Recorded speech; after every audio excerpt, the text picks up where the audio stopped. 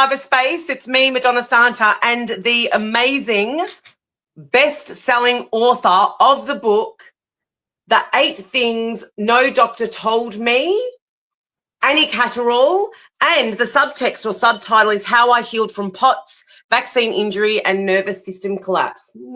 Amazing, amazing. Thanks, So, Mads. I know, best-selling author in all categories on Amazon. So do you just want to tell us about those categories whilst for the rest of you, while you look at the top of my head, because I'm going to make sure that this is actually working, streaming live on Facebook. So tell us a bit about how this, what categories it's just gone. So my business partner, Jody, who was instrumental in me still being here on the planet, by the way. I talk about it in the book. She is also a best-selling author. So I actually had to do quite a bit of research into what categories I would select, also to help get it to be a #1 bestseller on Amazon that were relevant. So for my book, #1 category I put it in was doctor-patient relations because, hello. I'm not giving you full disclosure. #2 was actually chronic fatigue and fibromyalgia. That was the second category on Amazon. And I believe Miranda Hart and her book, I haven't been completely honest with you or totally honest with you, I choose to remember. Her book was sitting around #5, I think. So I overtook her for a hot minute. And she also had POTS and Lyme and fibromyalgia and all that sort of stuff. Bless her. It's a great book. I listened to it. And then the third one was nervous system diseases because that's what dysautonomia, POTS falls under. So, yeah. So there you go. That's across the board. Well, congratulations. It's really well deserved. And also, I want my I told you so moment. I told you so. What did I tell you? Yeah. So Madonna told me, Annie, this needs to be in every household, and it's going to be a #1 bestseller like that. She's like, you don't even have to worry, it's a done deal. Is what pretty much word for word you said, didn't you, Mads? So yeah. And I was like, well, we'll see. If I do, that's great. Selling a book on Amazon doesn't make you super rich. My boyfriend said, so how many millions have you made now that you're a best-selling author? And I said, just street cred. It doesn't make you cash. Well, let me tell you, I know because I've made music, and I think over the last 5 years I've made 0.7 cents US. But I get that it's not about, you don't make a ton of money, but what you do is spread a ton of amazing information. And tonight, for those who are joining in, and thank you for those who are, and for those who will be watching this back on replay, everyone knows the name, what's her name? Barbara O'Neill? Yeah. Is that right? Yep. Yeah. And I nearly got her name wrong, who has sold tons of millions probably of books now. They're actually, Temu sells the book. It's a great book around healing yourself, naturally. And when I read this book, which was very serendipitous because I just reactivated my Facebook account, and then I saw yours was the very first post. Like I just reactivated, bang, and it went, hey guys, I've actually, written this book, and I saw the word POTS in the heading. And at the time, which was only a couple of weeks ago, by the way, people were banging around the word POTS as a new diagnosis to add to fibromyalgia.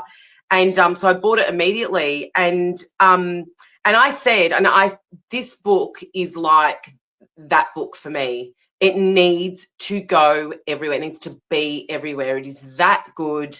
For those who are watching and tuning in afterwards and watching on replay, well, what I want to do is just speak to you, Annie, give the floor to you around why it is you chose to write this book. And could you please explain the acronym POTS, because I forgot to do that on my live yesterday. I had to write it in there, what POTS is, and, a little bit about your journey, please. Yeah, sure. So shall I start with my story? So I was about 14 years ago, 2010, 2011, I was meant to be going on a missions trip to the Philippines. And funny thing was, I really didn't want to go. I was kind of forced into it, which I don't really talk about. But that should have been litmus. That was like, number one, trust your gut, shouldn't have gone there. Anyway. Although, can I just interject quickly? That is really Yeah. interesting, and we should really talk about that even after this around, because that is really interesting that you're kind of forced into going, and then what happened happened. I was kind of like peer You pressure into going. It was different. So we say force is probably too firm a word, but yeah. Sorry, what was the word you used? But you didn't really want to go, and like, yeah. So yeah, you no, kind I of did. knew, So yeah, I was peer pressured. I didn't have anything better to do. I was just out of school. I was on a gap year. And I thought, oh yeah, sure, why not? It might I might actually glean something from it. But so I went and had the travel vaccines for that, and whatever they gave you, typhoid. I choose to remember, honestly. By the time I twigged, I went back looking for what they'd given me, and they didn't. It was past the statute of limitations, so I couldn't find out. But whatever it is that they give you for those tropical countries. And so I instantly became unwell. So I'd started falling asleep at my desk at work, and then developing all these symptoms that looked like I was having a heart attack, or it felt like it anyway. And so that was a little bit scary. And so, yeah, I didn't end up going on the mission trip, and I continued to work, and I was still on my plans to, so from the age of 12, I wanted to be a doctor. I woke up, I had this dream, it was an epiphany. I was like, I'm meant to heal the world. So I was in my head at 12 years old, I thought I quantified that to mean going to be a doctor, studying to do that. And so anyway, I'm on my journey. I didn't get the grades in school, and so I'm working my way up. And so I started in aged care, and then comes nursing, and they're like, oh, you have to have all your jabs. And what did you have as a child? And I'm like, well, I was actually homeschooled, so I didn't have any. And they're like, okay, great. So we'll get you all caught up. And so it was like within a couple of months, and I had every vaccine on the schedule. And at that point, that was maybe 2 years later, after my initial injury, I had developed an arrhythmia that they couldn't actually locate. Like they couldn't narrow down what was causing it. So I was in a lot of pain, and I continued to nurse. So I worked in aged care, and my patients were my peeps. I'm like, yes, 3 o'clock in the afternoon, it is time for a nap. That's such a vibe. Let's do it. Like, oh, but I have to give you your medications, but I wish it was me. So, so that was how I kind of became unwell. And really, in all honesty, Mads, in hindsight, I would probably do it all over again, because, there's no such thing as a mistake. And I've definitely walked through fire to come out with answers. So there's only blessings that can come from that. But yeah, and then so when it came to writing the book, I wasn't, and in school, I was not interested in writing, in essays. I was like, you want me to write an 800-word essay when 50 would suffice? Like, really? What are we doing? And anyway, so it was not on the cards, not at all. But I'd kind of last year, about this time last year, I thought, I should probably really put my story to paper. And so I played around with it, not really seriously, but it got serious when early this year, every second conversation was like, oh, Annie, so-and-so I know has POTS, or, I was having a conversation with someone and they think that they've got POTS. And so POTS stands for Postural Orthostatic Tachycardia Syndrome, which basically, so in layman's terms, there we go. Basically means that your heart beats really fast when you change position, just for shits and giggles. No, because the nervous center, the autonomic nervous system in that part of the brain that regulates heart rate, blood pressure, temperature, is not functioning, so it misfires. So I would get up off the couch and my heart rate would spike, and people would be like, oh, just exercise more, go out in the gym. I'm like, you got to be kidding me, right? All I have to do is get up off the couch and I've done cardio. Like, and it's actually really uncomfortable. It's horrific. It's awful. I mean, people I know. Don't understand. We take for granted the functions of breathing and our heart rate, we take it so for granted, because when those two things are not functioning well, we are exhausted. It is so debilitating, so exhausting. Yeah. So, and scary, because I know, here's the thing, to look at Annie, and anyone that's watching this or watching this back, to look at Annie, you know, she makes this look good. Do you know what I mean? Like, she literally looks fine. She looks healthy. She's speaking, you know, with a lot of passion and gusto, and she's got gumption. But I know exactly what that feels like, because I only experienced it in the last 3 months, and it is friggin' scary. And I'm the same. You're going, well, Madonna looks pretty good, but I'm through it. Do you know what I mean? Like, I'm on the other side of that. But when you like get up and then all of a sudden your heart rate spikes like 150 beats, it just goes bang, 150 beats a minute from 59 beats a minute. And your sitting head's, back down again doesn't calm it down.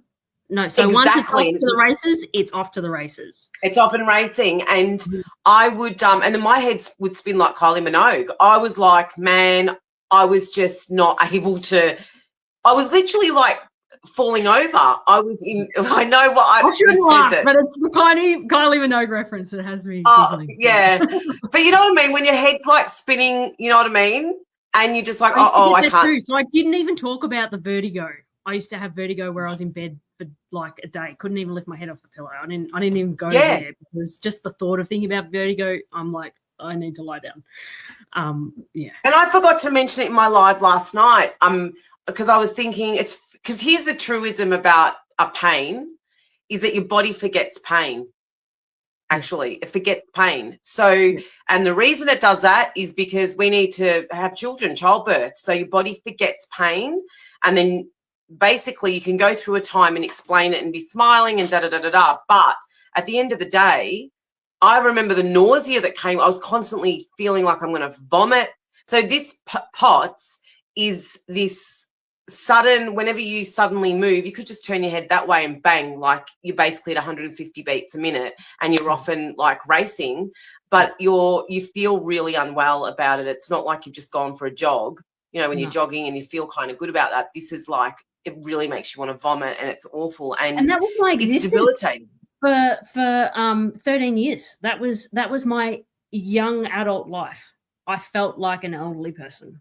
And I honestly thought many times, I'm like, gee, you know, ain't it great? People are living longer, but shit, if I'm going to have to be around like this for the next 60 years, let's exit stage left. I was looking for an early exit. I really was.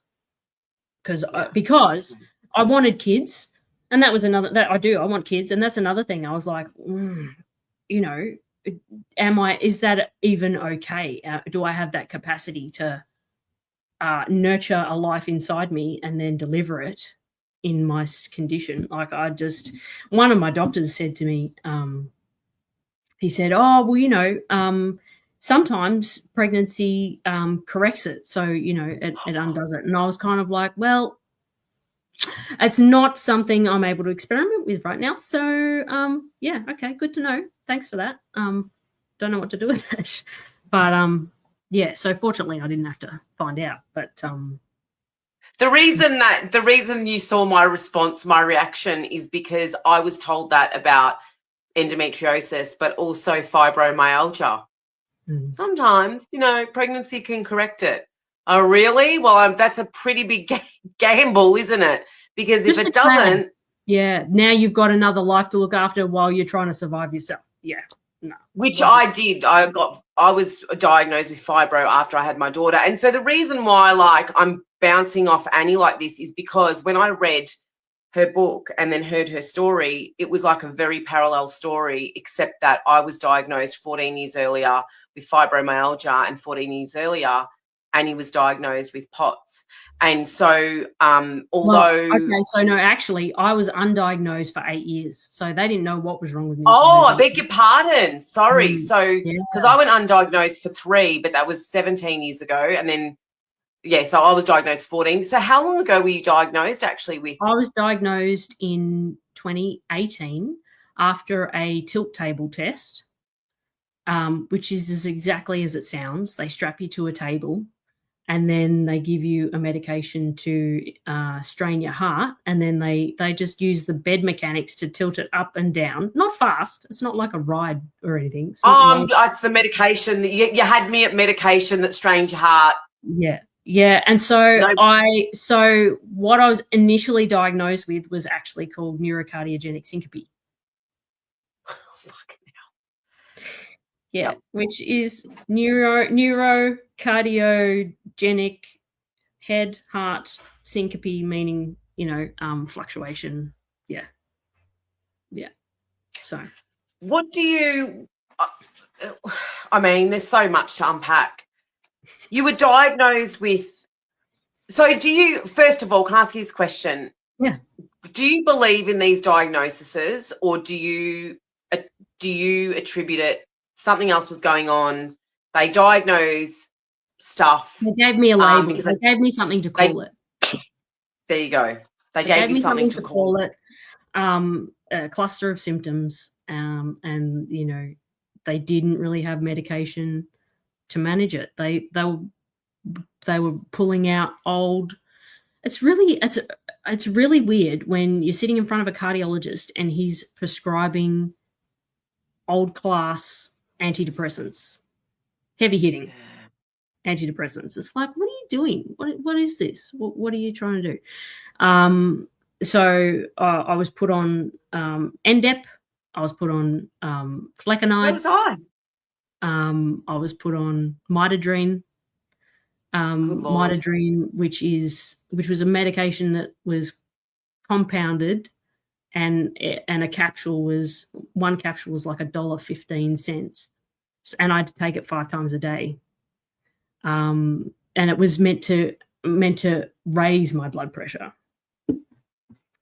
So I tried all these medications. I ended up being on 3 different types of heart medication, and it didn't do anything.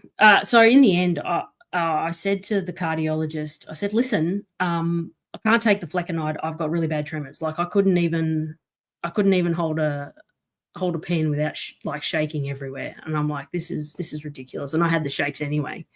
So that only made that worse. And I was really tired. And so I'm like, it's not helping with the main thing. So, and he looked at me like I was a tree full of owls when I said, no, I'm not going to take this.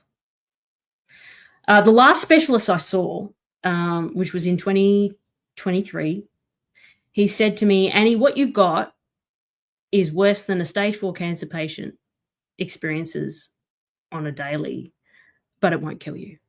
And it was equally the most validating and depressing thing I've ever had said to me in a doctor's office.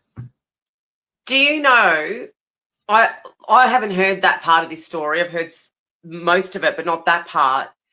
And I'd never heard about the NDEP. You can see my facial reactions because I was diagnosed with fibromyalgia and given NDEP.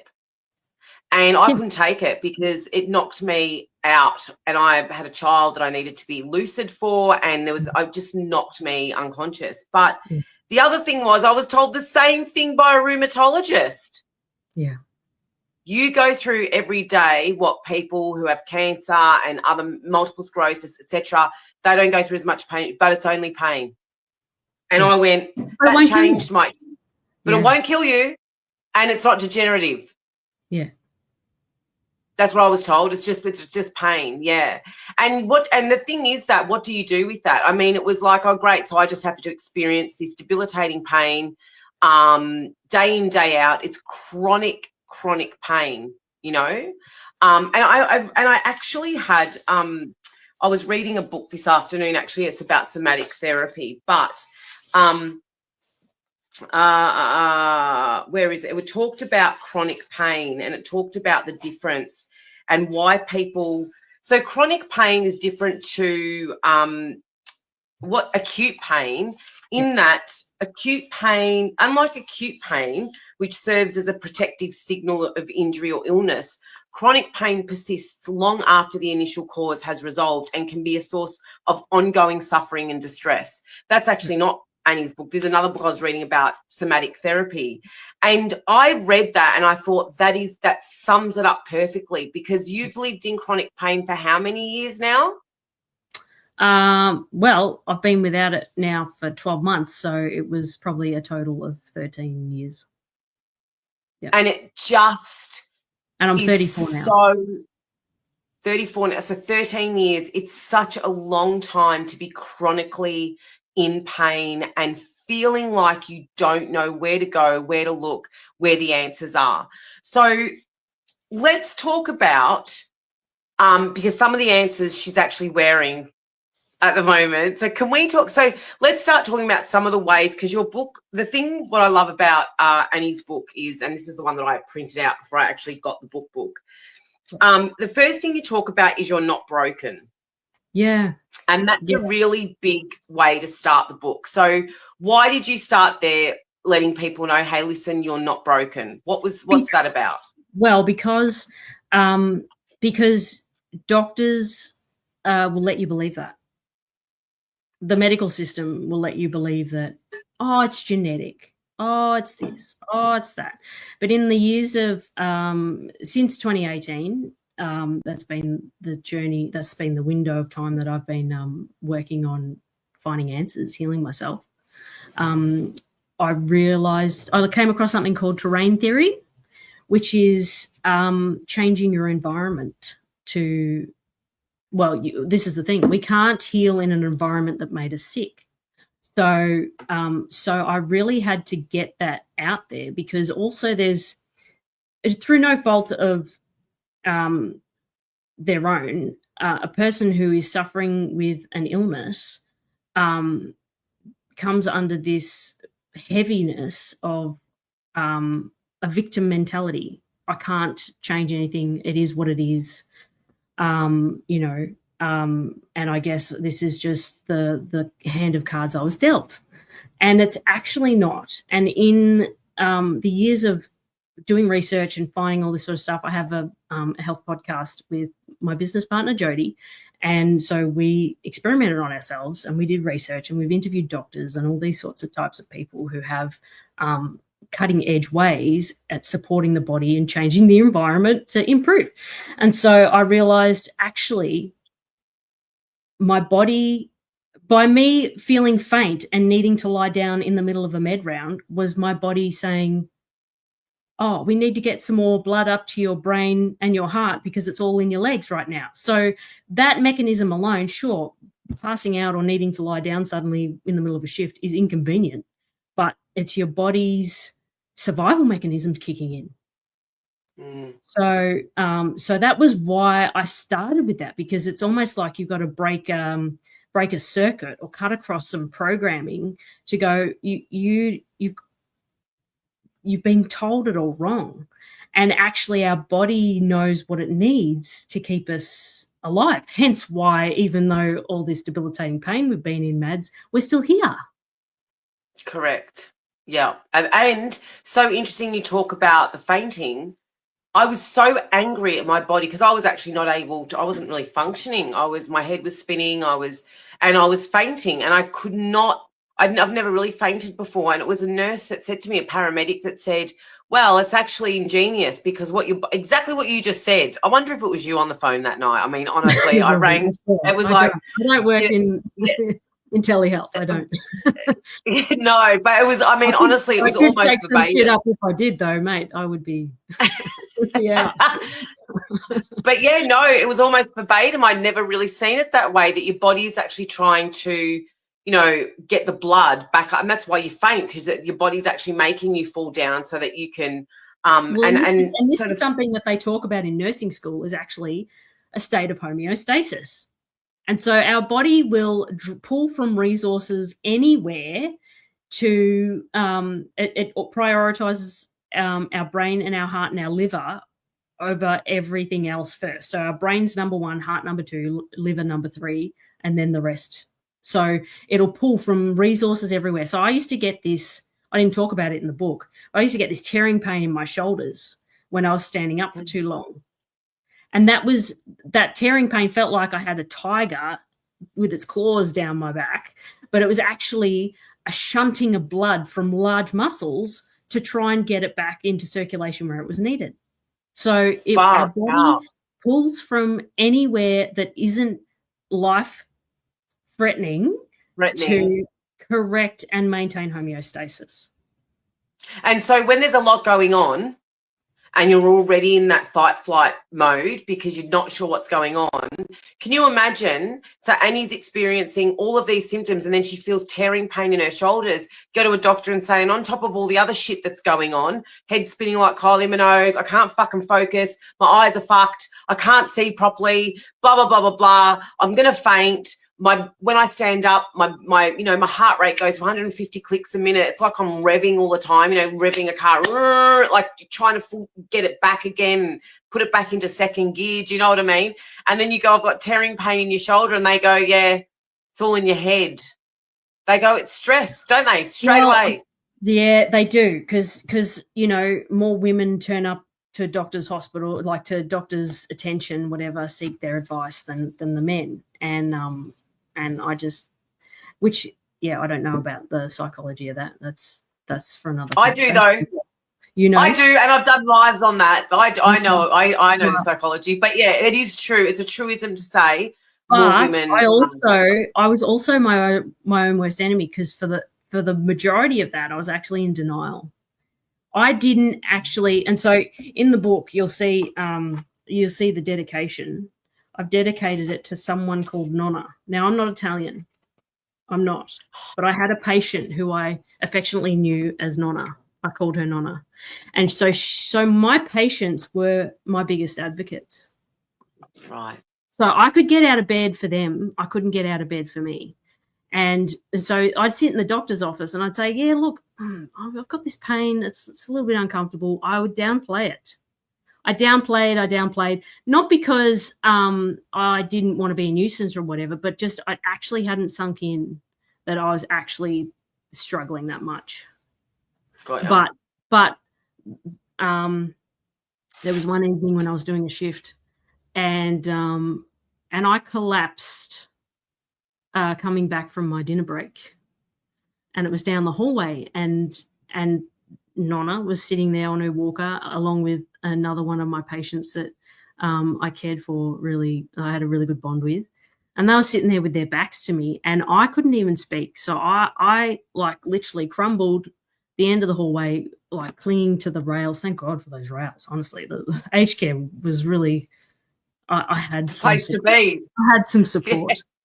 And I couldn't even speak. And so I was trying to get their attention to go and get help, because I was like, shit, I'm probably circling the drain here. And to see the two of them rush over to me, and they're standing over the top of me, and then, all my colleagues come around and they get me onto a couch, and then they call the paramedics. I had half a dozen of my patients standing there or sitting with me until the paramedics came. And Nonna was standing over me, and she had tears streaming down her face, because I clearly didn't look good. And then she cried as I was loaded up onto the ambulance, onto the trolley, and taken out of the facility, and she thought she'd never see me again. So it was when I saw the impact it had on my patients where I was like, oh, this is probably not good. I should probably get to the bottom of this. Do you know, you just gave me a memory. I swear it's so parallel. Because when I read that, the dedication to Nonna, I was like, oh, I didn't know you were Italian. Didn't know Catterall was an Italian surname. But, okay, I did have one Italian ancestor, just one. There was one great-great-great-great-great-grandmother or something, but that doesn't count. That doesn't count. Okay. Well, I'm sure Nonna felt like you were part of her, like part of the family. Do you know what I mean? Where she was at aged care. And I remember getting taken to hospital when my daughter was really like baby, and I didn't want to go. They honestly, same thing, heart attack symptoms, like stroke-like symptoms, heart attack symptoms. And I remember the paramedics, I didn't want to go. And she said, there's a reason why you called us tonight, and there's a reason why, you decided tonight out of every other night that you're going to call us. And I said, look, because I didn't know what was going on, but I wasn't sure. And she said, but you know what? Come down. We need to check you, because you're not going to help your daughter if, you're not here. And that was like, that woke me up because I didn't want to go. I just did not want to go. My daughter was a baby and I didn't want to leave her, and I was scared and I hadn't had a heart attack, but she really made me realize there's someone else that this impacts as well. And you need to be, you need to be the best you could be. But I just didn't know what was wrong with me. And I think that, so in this book, you journey through, you're not broken. So it's letting people know you've probably been given that message over and over and over again. Yeah, which is bullshit. That there's no hope. And then do you want to talk about maybe a few of the things that maybe the top 3 things that you think maybe helped you, or top 2 things that you think maybe helped you? Because I really want people to really grab this book. It's not, as you can see, it's not, in fact, when Annie wasn't lying when she said, I'm the opposite. When I write the way I speak. So I could say something in 10 pages. And honestly, this is so well written because it absolutely cuts to the chase in a beautifully written, and it's not long-winded like I would have written it from here to kingdom come. But what I love is you've given checklists. This is, what helped me, and this is what I did, and there's further reading. So do you want to pick I don't know, you pick 1 or 2 that you thought, really, and then we have to talk about your glasses because that has to be. Okay. Yeah. Well, we'll because you told me to get some. So okay. I did, so okay, easy. So the things that move the needle the most is what I'll tell you. So I started wearing these little patches. And so when I was first introduced to these, I was like, nah, I'm going to get a pacemaker put in. I've had enough. I can't do this for another 60 years. I need help. And I had exhausted what I thought were all the alternative approaches. And so Jody, who saved my life, she's like, Annie, you got to try these patches. They're really great. And I'm like, yeah, sure, great. A Band-Aid's going to fix my problems. I'm glad it's helping you. I'm really glad. I'm so happy, really, because she was in agony. She was in a state of her own. And I'm like, yeah, no, that's But you fine. knew each other. Yeah. But you were friends. You knew each other. And she was like, hey, man, you got to try this. And I was not. And I see now this is the other thing. I'm stubborn. So I have the Irish gene in spades. And I was like, nah, thanks, I'm good. Like, we'll go with the allopathic. Like, I was at my wit's end. I'm like, I can't try another thing. I actually didn't have enough in the tank for another false hope. Like, I was teetering big time. You were done. And so anyway, so she's like, oh, try these patches, rah, rah, rah. And I knocked her back. And she said, listen, these are changing people's lives. They're saving lives. I'm sharing this with or without you. And at that point, I was like, fine. I gave her my credit card. She ordered me some. And then they came and they sat in a box for a week until my 32nd birthday. And she's like, oh, happy birthday. What are you going to do? Because she's in America. So she rings me first thing in the morning. It's her evening. And I said, yeah, actually, I feel like death warmed up. I'd gone to bed with a heart rate of 150, woke up with a heart rate of 140 odd, and it hadn't settled all night. And so I didn't get much sleep. And so I'm like, nah, I'm going to spend it in bed, really. I'm calling it quits. Going to have the day in bed. And she's like, have you put on your patches? I said, no.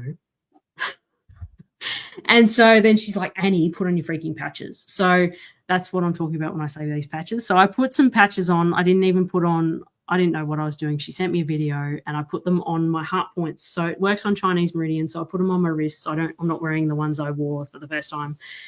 Shit you not. I'd already taken my heart medication. That had been in my system an hour and a half. I hadn't moved the needle. Hadn't done anything. I could still feel it. It was still rattling away in there, like what I call an unevenly loaded washing machine.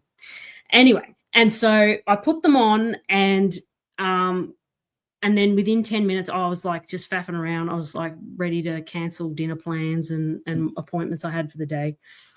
Anyway, all of a sudden I'm like, I don't feel funny anymore. And I'd felt more alert. I had more energy. I'd stopped feeling like death warmed up. And I said to Mum, I'm like, what voodoo is this? What have I just put on me? And then it had my attention.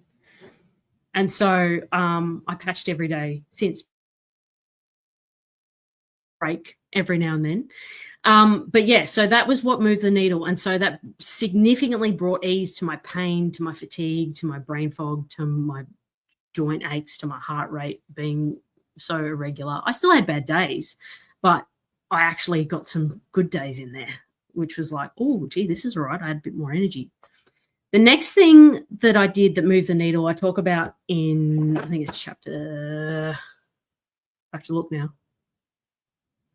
While you're looking, Chapter can 8. I just, I'm going to look, I just want to see, because I can't see any comments, and I'm not sure if people have commented on Facebook. So I'm actually going to see if there are, and Okay. I just don't want to be taught. I want to put it on silent, so You're all right. hear All good. myself. There we go.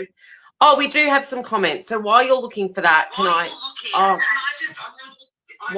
there we go. Yeah. There we go. Some comments. Awesome. Yeah. So chapter 8, which was about our cells are listening. So I was then able to, so with the ease that the patches brought me, then I was able to go and do some emotional work that I'd been avoiding up until that point. And it was fun and easy. Well, I chose to make it fun and easy. But I think that we've got a lot of people who are in pain, and examining your emotional health, your mental health, that's just like rather not really, because if you're in physical pain and then you go uprooting all the emotional stuff, yeah, you're going to want to check out. It makes a lot of sense. So I was actually able to do some deep healing of some childhood traumas and woundings and stuff from the age of 2 after I had the support of patches. So those were the two things that really got me completely and fully present, like I'm here for a purpose or a mission, and I'm not checking out now. Like I'm not going to fuck around anymore. Yeah, right. That's amazing. And for those watching and listening, I have to say, it sounds almost trivial in a way, because even for myself, like coming on this journey, so I feel like this is just journey upon journey, because it started 17 years ago, and then I brought myself up to health, and then I was taking something kind of, people know I talked about it last year, so it's redox signaling molecules. The patches are in a similar vein, I would say, where you take something and your body just goes bang, yep, got this. I'm literally like raring to go, right? And so I wanted to step it up a notch and also try the patches, which I'll tell you about later if you want to hear about it. But because I was already taking the redox signaling molecules, and then I was like, it's time to fucking take it to the next level. But it really does, it is really that somatic experience of taking it from getting, once you, I think for people who have been in chronic pain, and I saw that Tammy had mentioned 30 years. So there's someone in my tribe who's been like dealing with chronic pain 30 years. You know, it's a long time to be dealing with chronic pain, or have been diagnosed she went undiagnosed for 30 years. Wow. But in chronic pain, she's been in pain. Like my tribe know Tammy, and she's had a hard time of it. What happens when all of a sudden you feel like it's weird, because I used to say, geez, this is what normal people feel like. Fuck, I could run the country like this. Like I literally had so much, I was like, oh my God, this is weird. It's like coming out of a slumber. And then the emotional stuff goes, okay, right, let's come up. Let's get rid of that. Let's just throw that out the window. And it's a really great thing to do. Apart from all the other amazing things, one of which was water. And I spoke about yesterday. Yeah, last night, in the live, because it was so profound for me. That was just amazing. But can I just touch on a few things? I'm just going to read out absolutely. So thank you. Chapter 1's You're Not Broken. Amazing chapter. It was just off the bat, I was in tears. Then chapter 2 is the hydration solution. So again, when Annie says that she's a biohacker, she literally, what's the name of your podcast? Wellness Superheroes. Wellness Superheroes. You should seriously check it out on Spotify, is it? Spotify, YouTube, Rumble, Odyssey. We're on Telegram. We're on all the things. They're everywhere. You can find them. The Wellness Superheroes. But just Wellness Superheroes. Yeah. Oh, just Wellness Superheroes. Yeah. And so what they did was Jodie and Annie would be like, oh, I've heard this works. Why don't we try it? I've heard that works. Why don't we try it? To me, that's like an invitation that I would not, that's not me. I'm not tough in that way. Be like, yeah, let's just try this. I'll be like, no fucking way.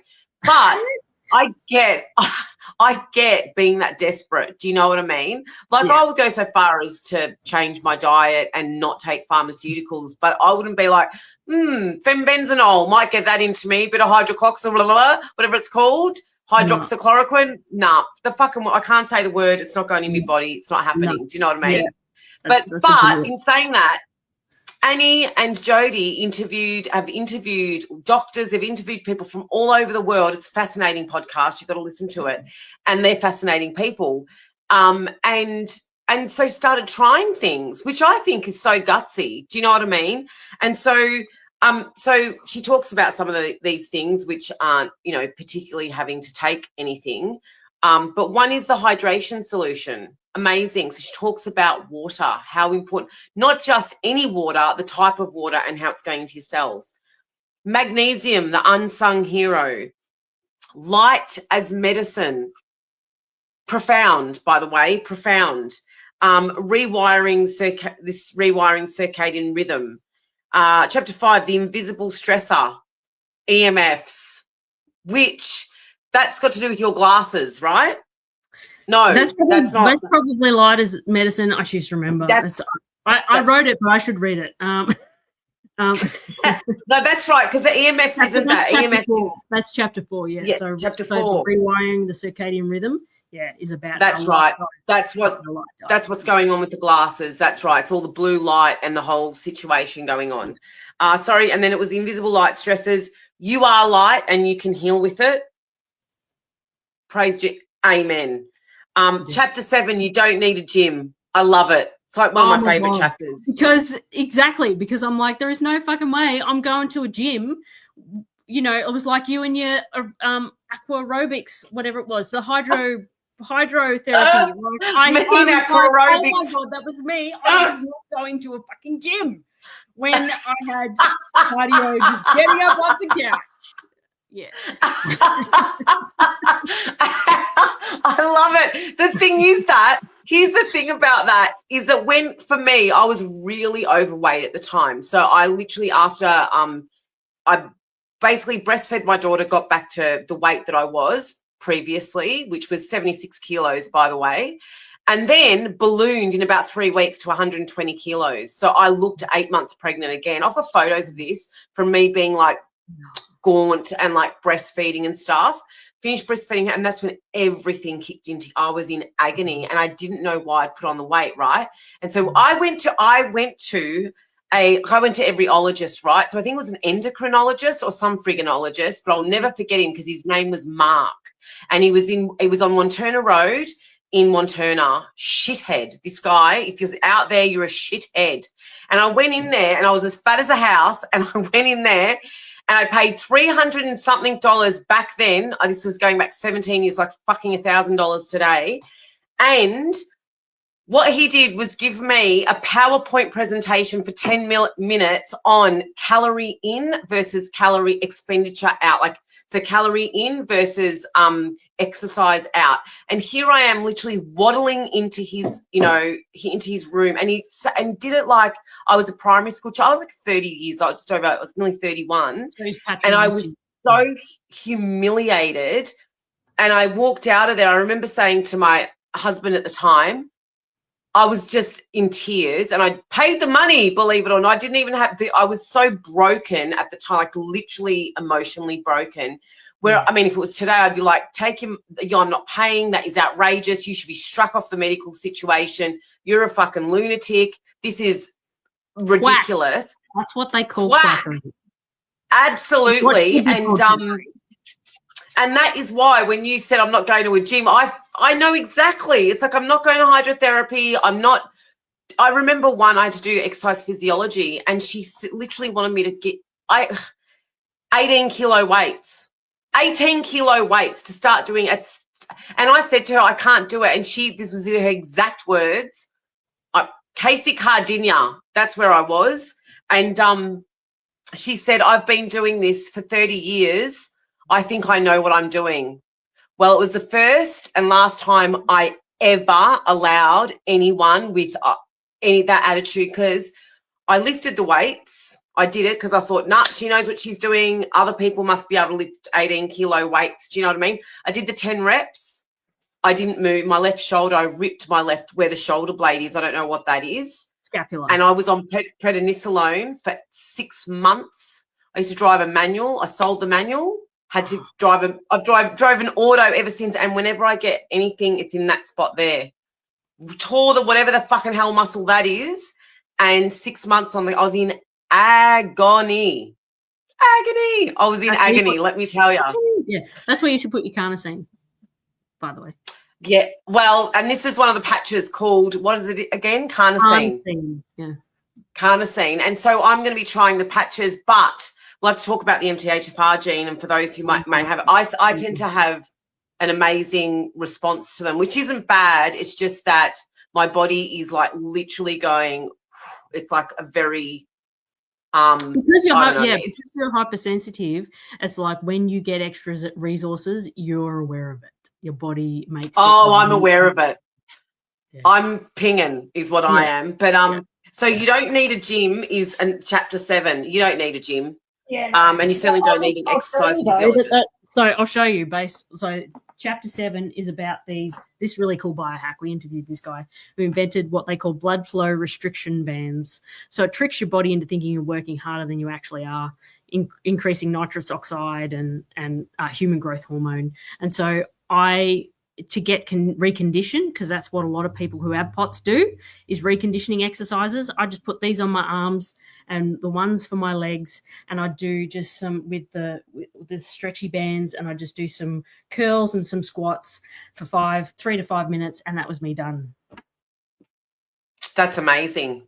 3 to 5 minutes. Who wants to go to a gym for fucking, when you can do it in half the time? See, the gal who doesn't want to write the 800-word essay is always looking for the shortcut. But it's a great hack. And the other thing is, the reason why Annie talks like this, the reason why I talk like this, and I'm going to take liberties here, Annie, and just go for it. Just kind of think that this is probably what you felt like, since we've had these really parallel kind of experiences.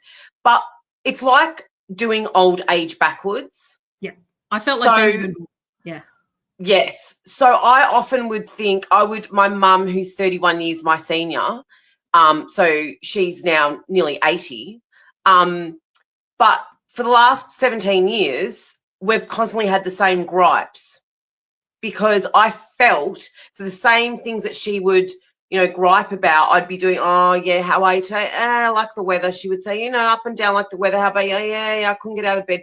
Same thing. So it's like you're feeling like you're old all the time, or you're experiencing what people would feel when they're elderly, right?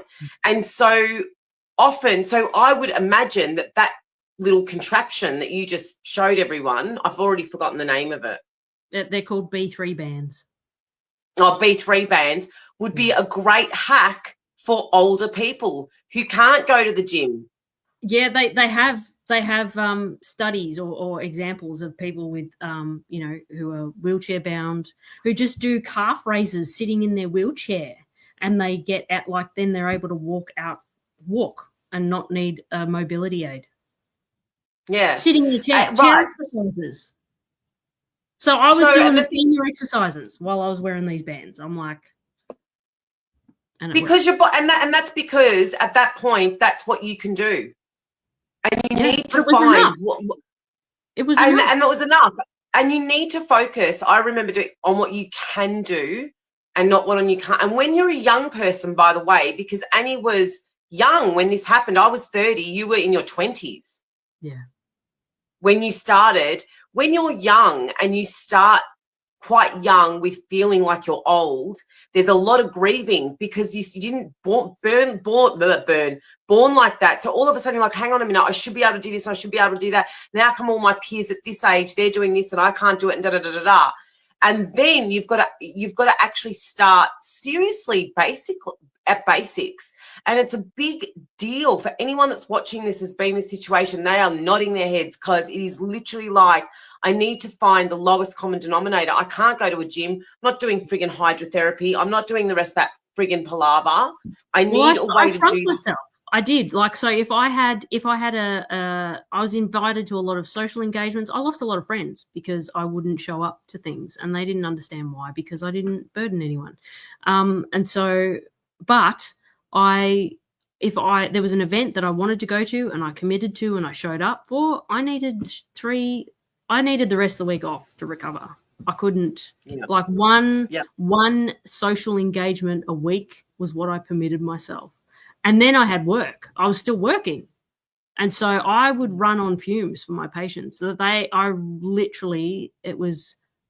it fueled my soul seeing my patients. Yeah, I get that. I loved them like my grandparents. So I would get up and go and see them because, you never knew when they were not going to wake up one day. So that was what I did.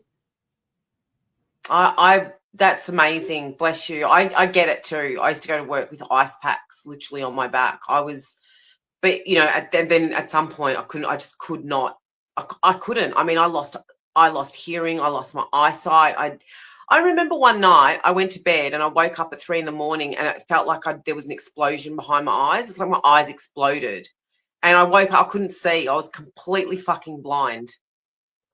And I remember, and I was married at the time, and I remember saying to my husband, turn the lights, because I realized I couldn't see. And he turned the light and I could not see at all. And I remember like getting up, starting to panic.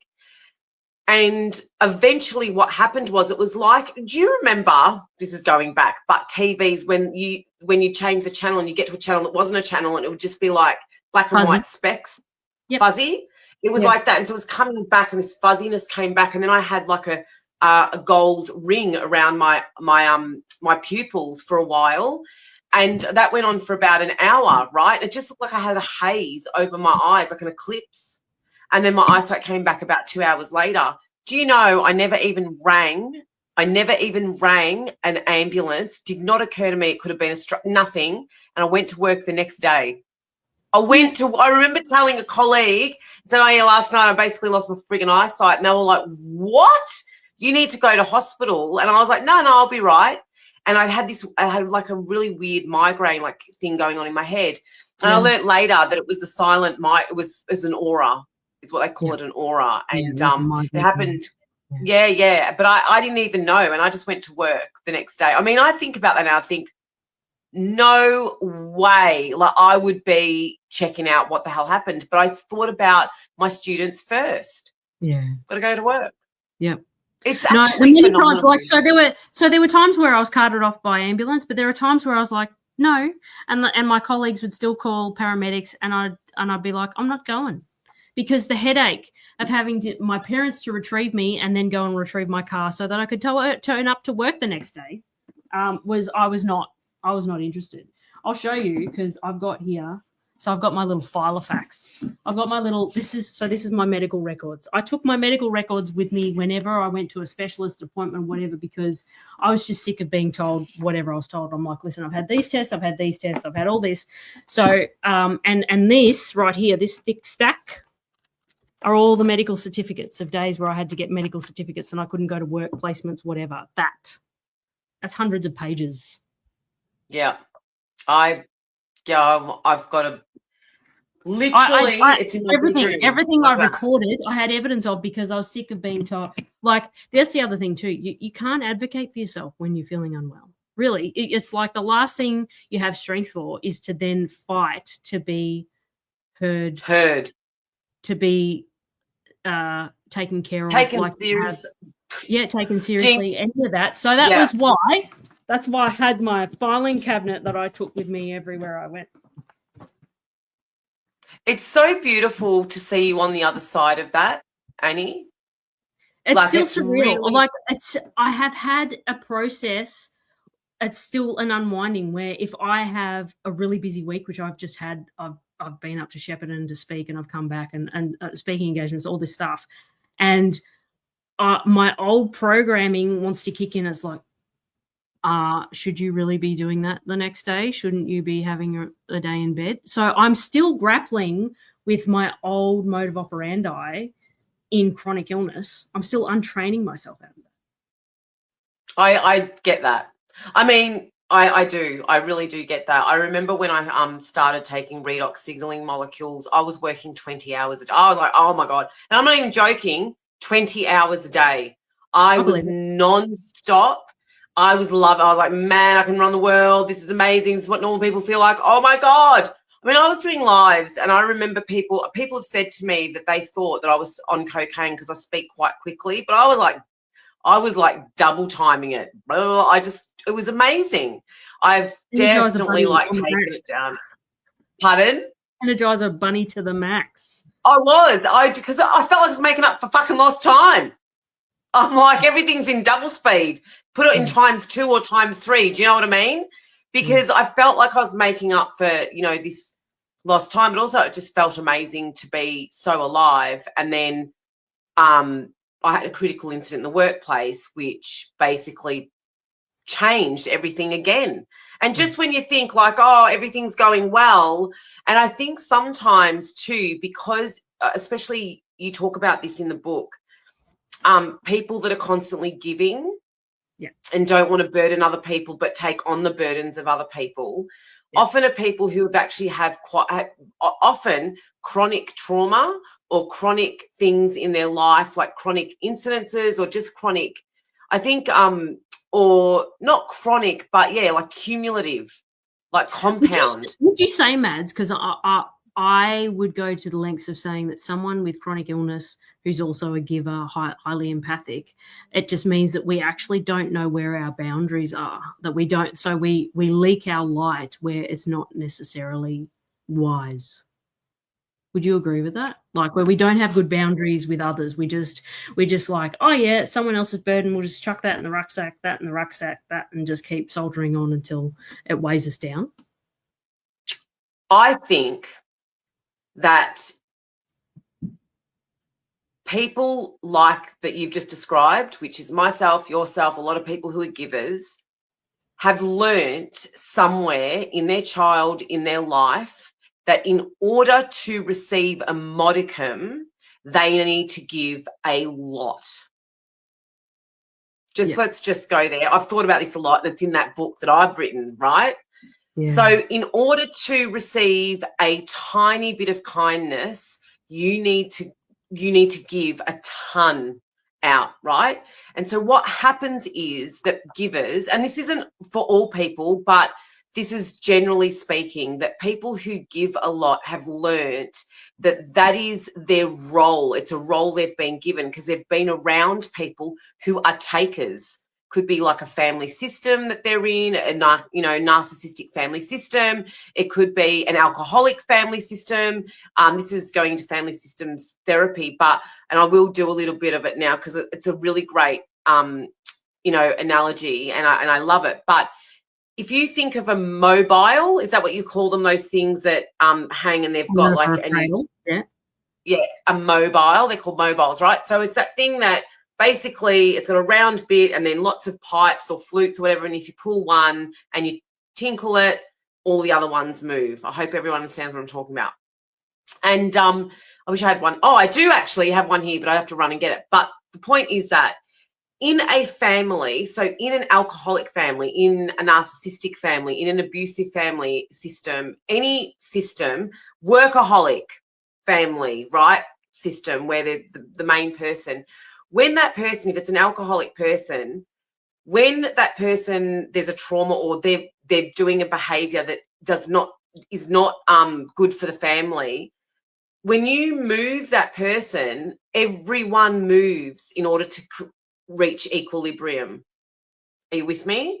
So the people who are the empaths, the people who are the givers, are the ones on that mobile that have learnt to move the most. Is that it? Have you got one? No, I don't. Sorry, I'm charging my laptop. That's what it sounds like. It sounded like it was one. I was going to be like, great. No, so I waxed my water bottle. Oh, got you. Yeah, so that person is the one that learns to move the most in order to create equilibrium for the homeostasis. So it could be the mother, it could be the youngest child, it also goes into where you sit in the family system. However, givers have learnt that in order to receive a little bit, they give a lot.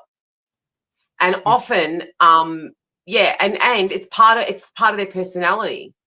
Because narcissists or people who are self-centered, I'll get away from the word narcissism because it's used, but people who really see themselves as the center of the universe, so they'll say things like, I deserve that. I deserve to be happy too. Why should they be happy all the time? I deserved it. They'll say things like, it's my right. I should have that. So the people, that are like, I'm entitlement. Yeah. Who are you to tell me? I want it. Do you know what I mean? So those people who deserve, they're always deserving. Life's got to give them fucking something because life owes them. They have learnt to make themselves everything, the center of the universe. So it is a bit about boundaries because it's about learning to say no. Yeah. And the thing is that takers know who the givers are. Takers know the people that just don't say no, right? There's that adage, give someone who's busy more like something to do. They'll get it done. You know what I mean? People know who won't say no. It's part of your energy. It's a frequency. Yeah. So it's definitely around boundaries, but also people that find it hard to say no because they're thinking of the other person. Yes.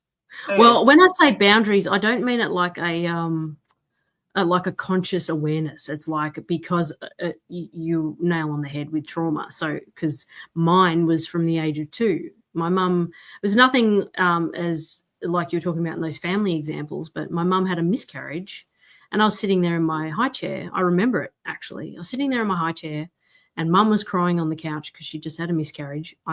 And it wasn't traumatic. She was just having a quiet sob. And I climbed down out of my high chair with my bib covered in porridge and wipe her tears. And and she would tell that story. Like, Annie's always been very caring. But something compelled me to get out of that high chair because I felt like my needs weren't going to get met. And so so when I say that I was able to go and do some really emotional healing after the patches supported me physically, that was where I went next, was actually unlearning that that I actually don't have to give to, because that was the belief I came away with. I have to provide value to someone else in order to be valued. Yes. Yeah, absolutely. Absolutely. Yeah. Which is a big lesson for someone who's constantly providing value to other people, and it's something that it's hard for people to learn no matter how old they are when they're the person giving all the time. Do you know what I mean? So, but it's a beautiful lesson, and one I think you're constantly checking in too. Like for me, it's been a real process of learning to say no and even not feeling guilty. Like I know I've had a voice message from a family member since, early this morning. I still haven't called them back. It was on my mind before we went live. Like, I don't have time. It's going to have to be tomorrow. And I'm like, whoa, it's okay. Whereas actually a lot of people don't feel that way. You know what I mean? People will be like, well, it is what it is. I'll get to it when Especially, I get to it, there's no, exactly. So I don't even know if that. I don't even know if that answers the question, but it is definitely around, learning that it's okay to say no, and even, there's you can put yourself first.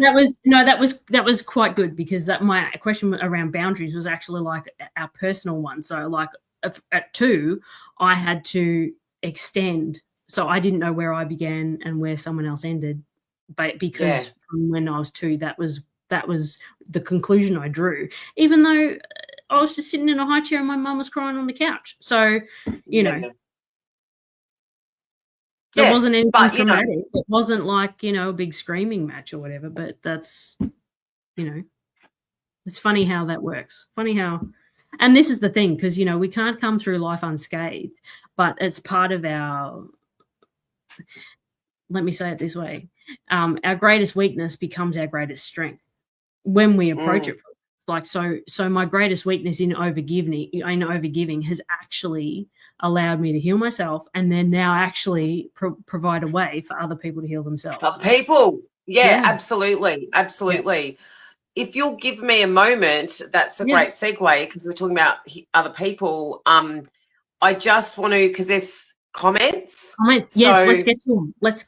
Because it hasn't come up on StreamYard. Sorry, guys. No, but so I had to immediately spell check thank you, Rudolph, for telling me to spell check, because I put I have and it said hate, but you know. No, she know doesn't. what I mean? I don't. As you can see, on live that she hates, really? No, absolutely not. But thank you, Rudolph, for telling me that. So Tammy says she went undiagnosed for over 30 years.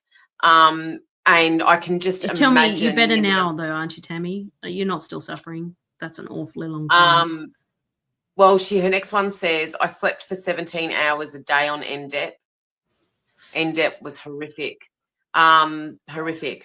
Well, and it is an antidepressant. That's the other thing with the motherfucker gene. It's not just the ones that they do there, it's the ones that you take there. So all the medications I took barely had the effect that it was desired, you know, on me. It was, So when so I have the MTHFR gene, the motherfucker gene. I've got double homozygous, I think they say.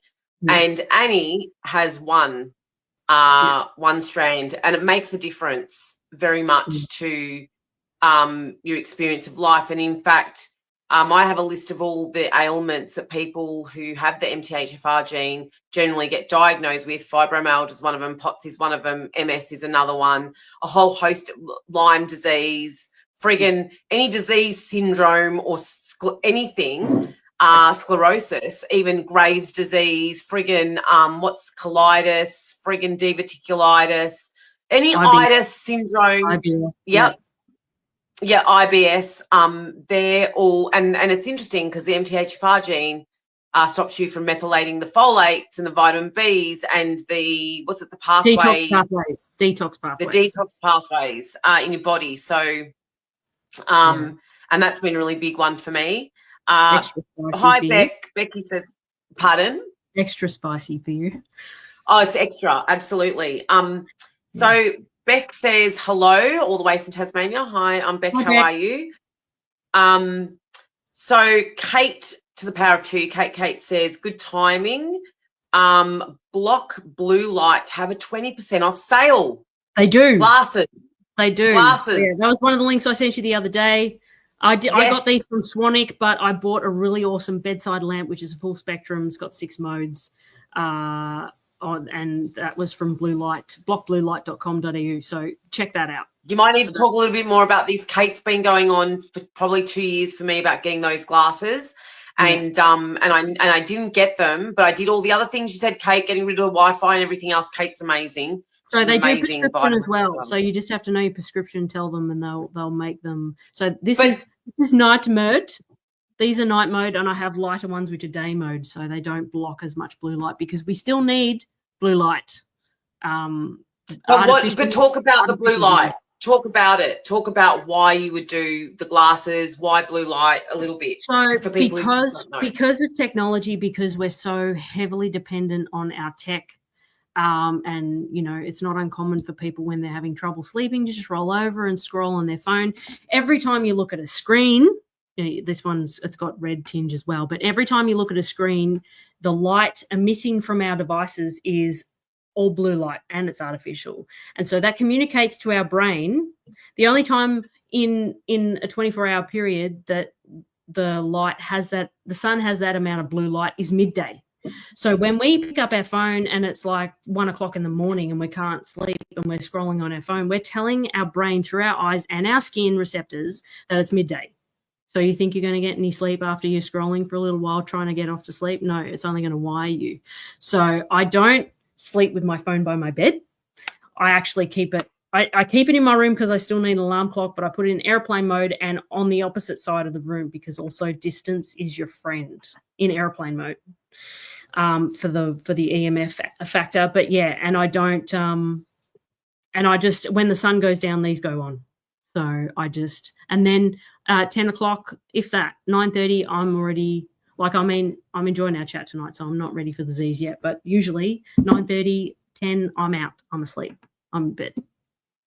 There's a whole lot of things that is in the book that worked for Annie, as well as the patches, but all of these things about the blue light, circadian rhythms, getting sunlight, into your eyes, that I was ticking off, and some going, oh no, I need to still do that, or grounding, a whole lot. So it's not just, the thing is, people want a quick fix, simple solution, and I don't think it's often as simple. It's a whole culmination. It's the compound effect, which everyone knows I spoke about for a long time. Yeah. It's doing lots of little things constantly, that really changes. But the biggest thing for Annie as well is the patches, which we can talk about. Just let me get through these questions. Comments.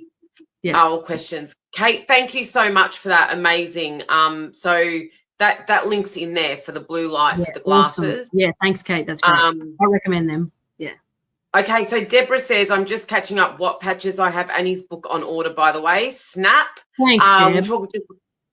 Deb, we will talk about the patches. I'll get through some other comments. Yeah, but we'll talk. I got told by a Chinese medicine acupuncturist that I will never lose weight because my yang is depleted and non-existent. Good Lord. No, you if that's the case, then your polarity's off, and there's ways to correct that. So I would call bullshit. Sorry. There's ways. No, call it. Deborah also says she's been told that she needs to go to the hydro pool for the compression effect on my legs due to lymphedema. You can do that, Deb, or you can just ground. Or rather, sorry, earthing is the correct term. So if you put your bare feet in the grass, even if you live close to a beach or whatever, if you get your feet in the seawater and on the sand, that actually helps with lymphatics. And walking on the sand is really good, gets your twitch muscles going in your feet. So you don't actually have to go to a hydro pool, and because it's chlorinated and really I don't like the toxins they probably put in it. So if you wanted a cheap version, but you'd have to be consistent. Consistency is better than intensity, hands down. Yeah. Thank you for that, Annie. Deborah says, my goodness, Mad's been blinded for eating time would be frightening. It was, but I at the time just soldiered on, of course. Jules says, hey, Jules, she's tuned in. Hi, love. I've got your book. Exciting. It is exciting. It's friggin' amazing. And Jules has left me the first review. Thanks, mate. Appreciate it. If you've read it and you love it, go and review it on Amazon. That'd be great. Yes, please review. Whoever's bought the book, read it, review. How did I miss you speaking in Shepparton, says Deborah. That's where she lives. Well, it depends on if you know Daphne Freeman or not, because those who know Daphne Freeman knew about Wednesday when I was speaking. But I'll be up there again in November, so I'll let you know. I'll keep you posted. There you go. That'd be really good because she wants to know about the patches, which is what you were speaking about. Yolanda's in the house, and Jules says, and givers don't really expect to receive. No. Yeah, because I think because of secondary gains, we actually we get something from giving. Yeah, absolutely. That's a good point. It's all learning, says Jules. Now, Tammy, to your point about is she still suffering? I sure am suffering. They have told me that I have MS, arachnoiditis. How I say it? I'm going to spell this. Okay. ARACH, arachnoiditis. Okay. I haven't heard of that. Degenerative disc disease and spina bifida.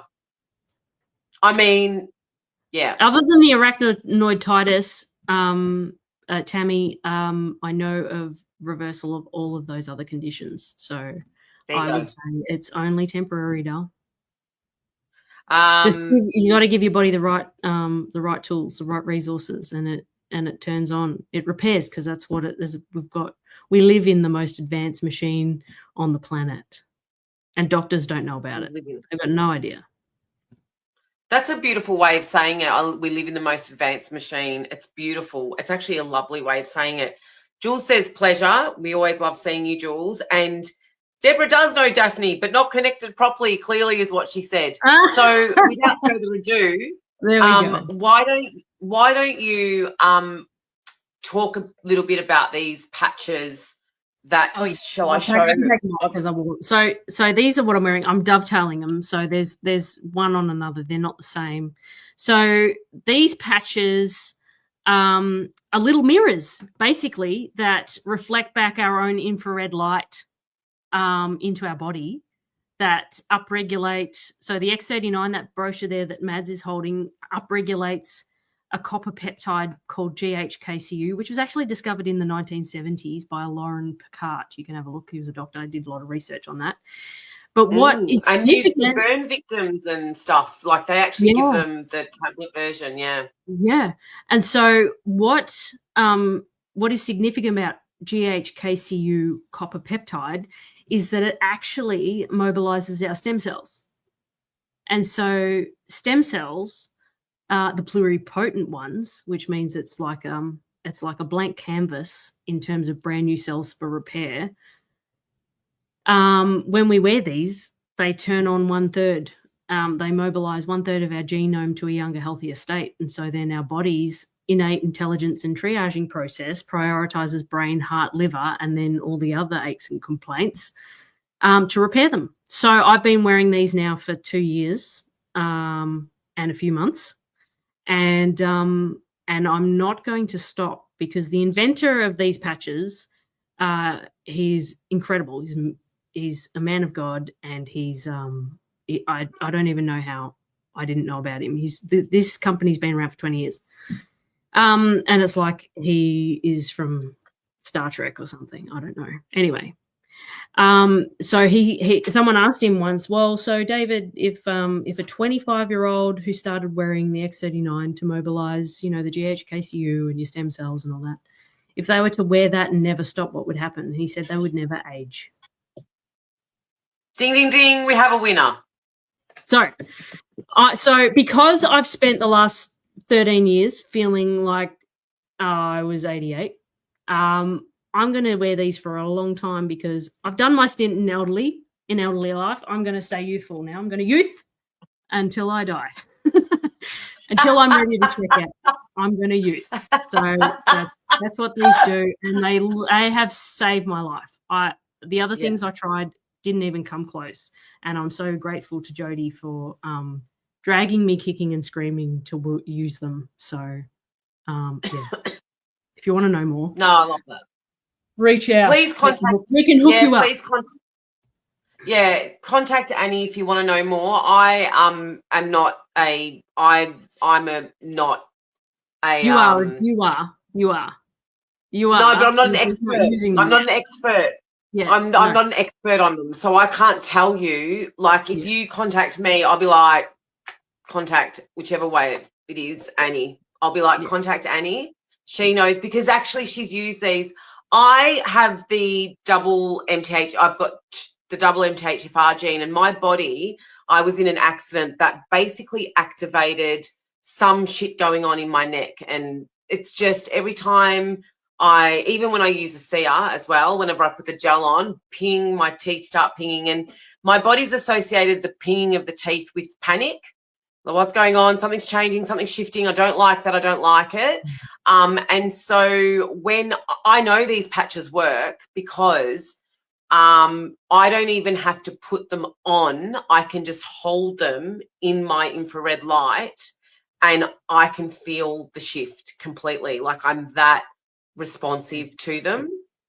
So it's very slowly does it for Madonna, because I feel like I am literally being beamed up. It's unbelievable. But I know they work because of that. And so I'm doing this in little steps and stages so that I don't blow my friggin' head off. We'll get you there. You watch 12 months from now, you'll be like, oh my God, Annie, where's that live we did? Oh my God, how funny. I'm patching. Yeah, no. And the thing is, this is the thing about biohacking across the friggin' USA over here, or across the friggin' Australia. She stuck all of them on at one go. She just went, yeah, patch me up, ting tang. Yeah, once I got over that hesitancy, then I threw the kitchen sink at it. Yeah. Yeah, she just went, oh, patches, what, heart meridian? I'll just do all this. I would not do that, but I'm a different animal because I'm a little bit more slowly, gently into the you've got the extra spicy, so that's okay. That's understandable. I probably wouldn't either if I'd be extra spicy. Yeah, I love the fact that you did that. Like when I talked about what I did with Sia and the Renew 28, I had a hemorrhoid, and I was like, I put like a tiny bit on. I was like, oh, is this going to burn? I don't know. Do you know what I mean? And then slowly, I was like, yeah, I can use this. But so for those who want to know about the patches, please contact Annie, because this is a very significant part of her story, is that this was the game changer for her. But she was doing the grounding, the lights. No. Okay, so full disclosure, I didn't start doing that until the last 12 months. So it was patches and the conscious language that moved the needle first. So everything the conscious language subsequently of, yeah. Oh, that's amazing. Yeah. Thanks. The book. You need the book. I'm telling you, this is, listen. I mean, I read 4,500 words a minute, so I had it read in about 5 minutes. But and how many times you've read it now? Twice, 3 times? Yeah, I have. I remember the first time I read it. I read it twice before we caught up for coffee, and since then I've read it again today. I think it's about 4 times now, 4 or 5 times. Yeah. Wow. But it really is. It's really profound because here it just says symptoms you already live with: brain fog. Anyone that's perimenopausal or menopausal, hello. But if you're not, it's happening. Trouble sleeping, fatigue, restlessness, mood swings, anxiety, blood sugar crashes, heart palpitations or fluttering, feeling off in your own body. And she writes, when I was deep in the storm of dysautonomia, is that how you say it? Dysautonomia? Dysautonomia, yeah. This basically means dysfunction. DYS is dysfunction. Autonomia is autonomic nervous system. That's what that means. Yeah. When she was deep in the storm of dysautonomia, she chalked these up to her condition. But she realised her environment was amplifying the symptoms. Charging the phone in the bedside table, sitting with a laptop on my body for hours and walking around with a smartwatch directly over an energetic heart meridian. I mean, I've learnt so much from this book that I didn't know previously, and I thought I knew a lot of stuff. You travel through, a chronic health condition and you think you know stuff, but this really was mind-blowing stuff. So please get the book. And if you want to know more about LifeWave patches, then you need to speak to Annie. But it was the very thing that for her, I want to say beamed her up, you know what I mean, because it is a patch and it does use light. But it lit me up, like it recharged my batteries in 10 minutes, and then I'd forgotten about cancelling my plans for my birthday, and the day went as planned. So, but also she's sitting here like totally like, look, she looks amazing. I know, I've seen I had a cane. I used to walk with a cane, and there won't be any photos of me because I was ashamed of that. So I didn't. I hid the cane whenever there was a photo opportunity, and I was in a photo, I'd hide it. You used to walk with a cane? Yeah. Far out. Do you still have it? It's on the back seat of my car. It's on the back. Could be a useful prop in Melbourne. Someone pulls a machete, you'll be like, listen here, motherfucker. Well, okay, so no. So I keep it on the back shelf of my car because I've still got a disabled parking sticker. So it has to look legit because otherwise you get daggers from people. Yeah. I don't need the disabled parking, but if I'm on a hurry at Aldi, then I'll use it. Yeah. I actually have one because I couldn't hold more than a kilo at one stage in my life. I couldn't hold stuff, and so, but yeah, I don't use it unless I'm having a particularly very bad day where I'm like, but I haven't had particularly very bad days for a long time, apart from what happened recently to me, which is why I bought the book and why I'm going to try the patches. And why I'm doing all these things and why I'm talking about it, because anyone that has been diagnosed with a syndrome, a symptom, a chronic health condition, something, you know, our story will be your story will be our story, and what we want is your story to be one where you're thriving and not surviving, you know, because everyone is unlocked potential. And that's something that I love, you know, and I know Annie loves, is like, let's unlock the potential there. And if we can, you know, one person can watch this and go, because you said it before to Tammy, you don't have to live like that. It's been reversed. She knows stories. She's got stories of people using the patches. Reverse those. So, yeah. You've patched people that reverse those. We've catalogued testimonies. And so I'm now convinced more than ever that our body can heal from anything.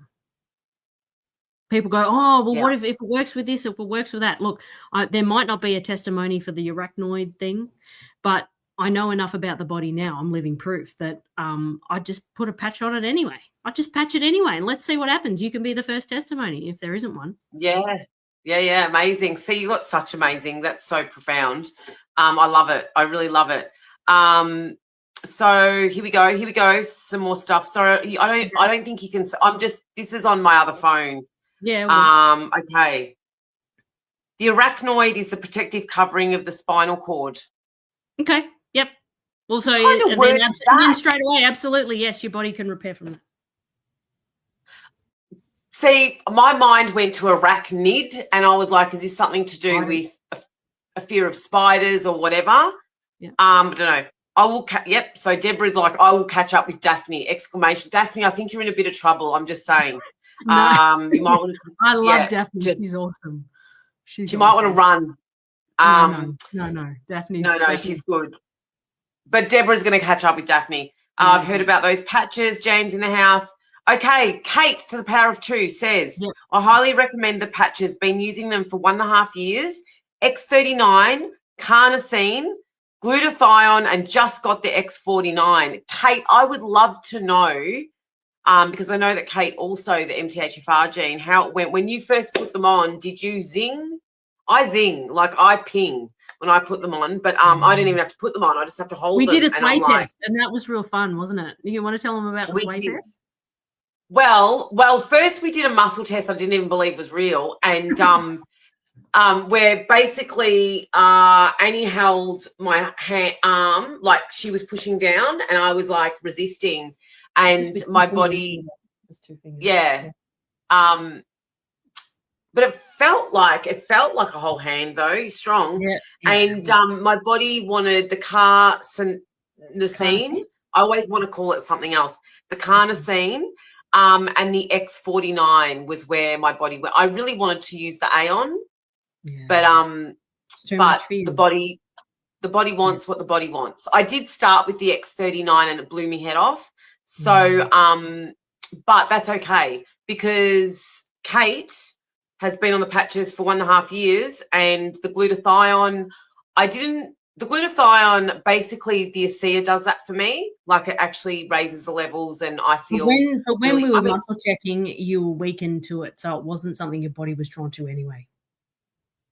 Wasn't drawn to it, you know. And then we did a sway test because I was like, I kept saying to Annie, I don't believe this. I mean, is this real? I don't really believe this.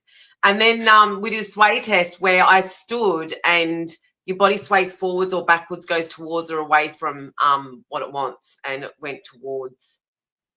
The light went towards the light. No, it went towards carnosine. I'm reading it from the thing.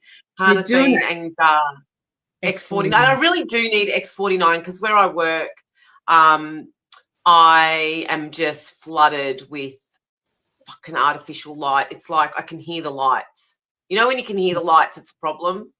I can hear the TV. And I literally hear the TVs. And I sit like that.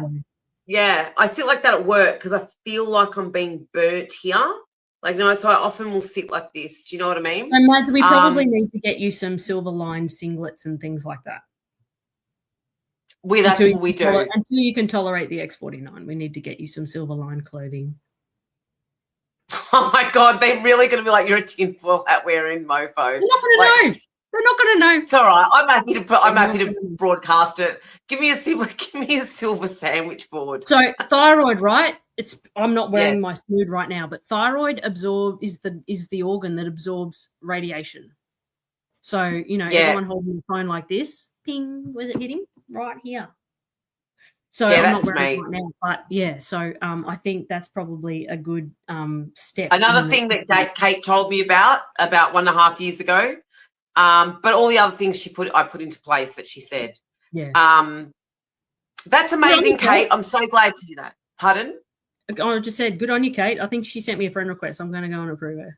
She's awesome. Kate, she's amazing. Kate's exactly amazing. She's good.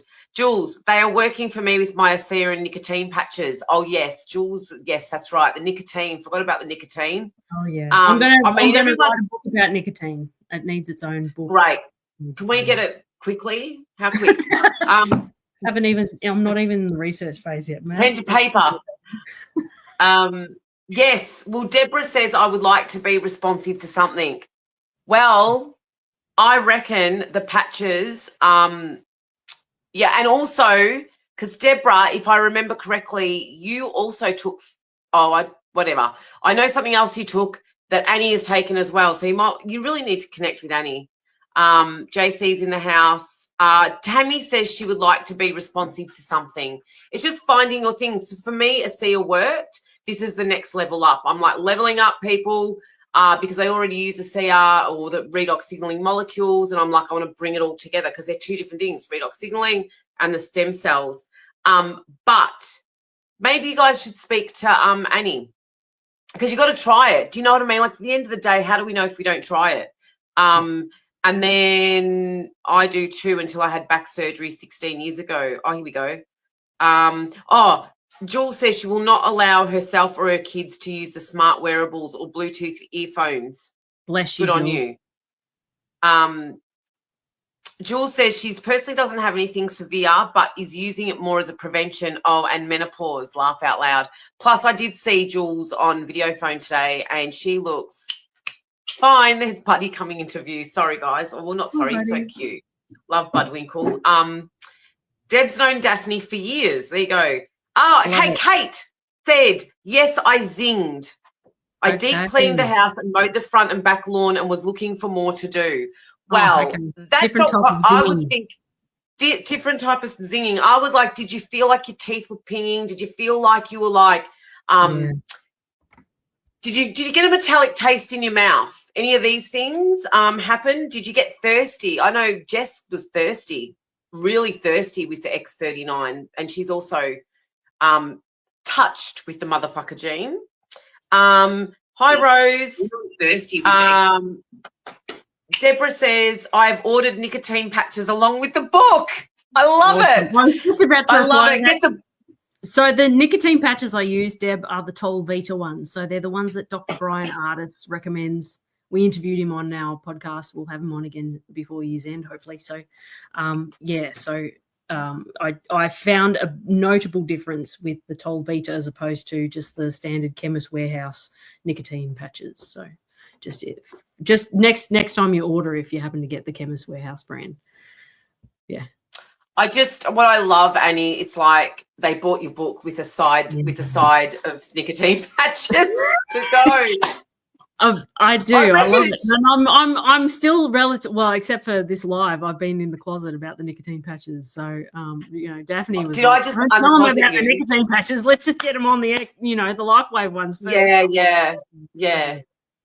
But I mean, I love these. I mean, I do. I have to say, like, I love the fact that Annie and even Jules, I love these ladies because And Jody, you know, I spoke to your business partner Jody, and also podcasting partner Jody, but I love them because all of them know about the fact that I've been bitten by a snake, and it didn't even occur to me. So I was like, oh, I've been bitten by a snake, and when I put these patches on, the ones similar to what Annie's wearing, well, the X39, then I'll fucking zing and a zang, and this shit's going on. And she's like, yeah, you were bitten by a snake. You just lost a lot of weight. You da-da-da-da-da. This is what's going on. It was amazing because I never even thought about it for myself. Like, because again, I got bitten by a snake, went to hospital, discharged myself because I was like, I don't give a shit. I'm not dying. Like within about 4 hours, I come out of here, drove all the way to Melbourne. Anti-venom.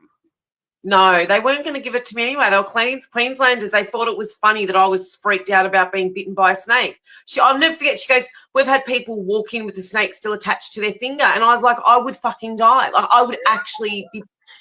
What? Do you know what I mean? That's what we were meant to do, is to bring the snake. No, it's not. That's yeah, exactly. I'd be like, no, just a photo would suffice.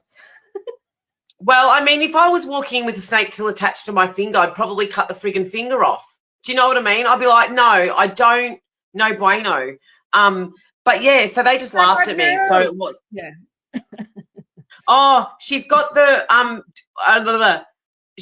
Deborah got the rugby ones, the rugby patches. Yes, that was the other one he was recommending before he found the Tolvita. So yeah, that's okay. Yeah, use them up. You guys are all onto it. Yeah. Oh yeah, we've got a YouTube video. Jules just put in the chat on about nicotine patches. I know, great. Deborah used to have a walking stick. So yeah, it's did you say you too, Jules? Did you used to have a walking stick as well? Is that what you're saying? I did too. I never knew that about you. If that's a thing, we need to talk because I've never heard that before. Okay. Kate goes, okay, where did you get those? I can't seem to find them in Australia. Are we talking about nicotine patches or walking sticks? I think it's nicotine patches. I think it's the Tolvita. So working on being a distributor, but because they're actually not FDA approved, then they're not TGA approved. And that just means they pay these organizations a lot of money to get the tick of approval to come into the country. So I've been able to source it on Amazon. Yeah. So Amazon. But they're the brown type. So they look like a brown patch and a green. They're a green coloured box. So those ones. There's a few different ones. I got the ones from friggin' Chemist Warehouse. So again, felt like I was eating an ashtray, but you know, it is what it is these days. Well, I was like, I put it on, I was like, I'm actually, oh my God, my mouth, I feel like I'm just eating an ashtray. But the funny thing is, the last 2 days that I've worn them, both nights I've dreamt that I was smoking cigarettes. Oh. Like I actually went and bought, and smoking, and I was like, maybe I need to go buy cigarettes, but I'm not going to because I used to smoke, as you all know, probably. Well, I reckon this has been amazing. I've really loved having you on, Annie. I don't want to tie you out. I know we've been going for nearly 2 hours. That's the thing. Been great. That's our standard, isn't it? Usually. Yeah. I mean, yeah, it is our standard. But I want to thank you so much for like your time and for being so gracious in explaining, you know, where you've come from, this kind of space in your life where it's been really like a journey, an uphill battle, being really grateful about that and knowing that actually talking about how the body can heal itself and what worked for you. And part of that, well, the first thing that I love that you say, like, moved the needle was the LifeWave patches. And then the conscious words, conscious language, yeah. Conscious language. No, where is my book? So my late mentor, he's now transitioned. He's now beyond. So Robert Tennyson Stevens, My Word Made Flesh. So he's a big proponent about what we speak. And I know that you do it, Mads. You did it in your live yesterday about the I am. That's using God's name in vain. I am, because he said, I am that I am. And so when we say When we say I am not, that's a death wish. Anyway, I'll just leave it at that. I won't get to preaching, but yeah, words. Oh no, preach it, because words are so. I mean, it's my whole thing. I mean, listen, that's my superpower.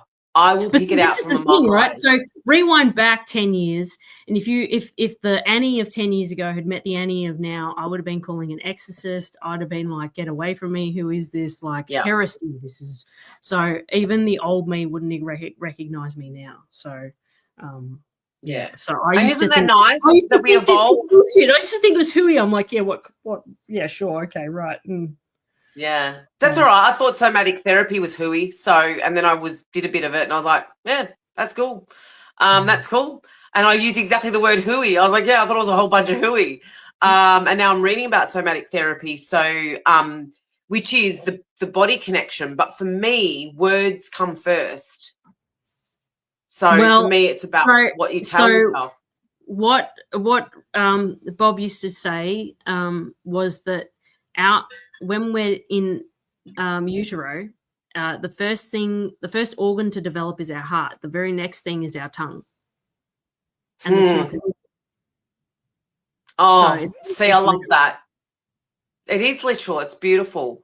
That's beautiful, actually. I really love that. That's pretty profound, actually. But thank you so much. Please, thank you, Mads. Do yourself a favor.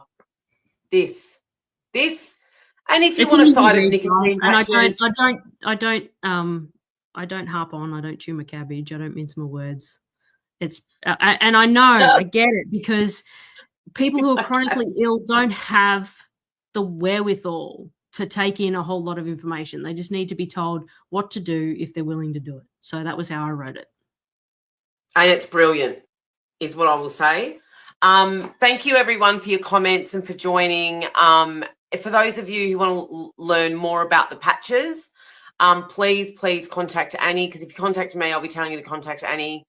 And for those who are, joined live, thank you so much. For those who are watching this back on replay, please leave us your comments. People know I always respond to comments.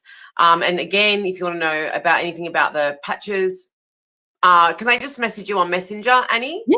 Yeah. Yep. If you can't find her, then message me and then I'll connect. I'll be the connector.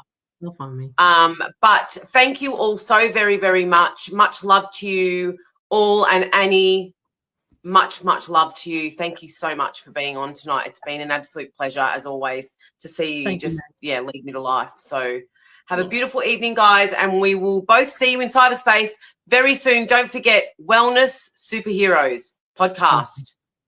Amazing. Get it into you. Vote your victory. Bye, guys. Bye.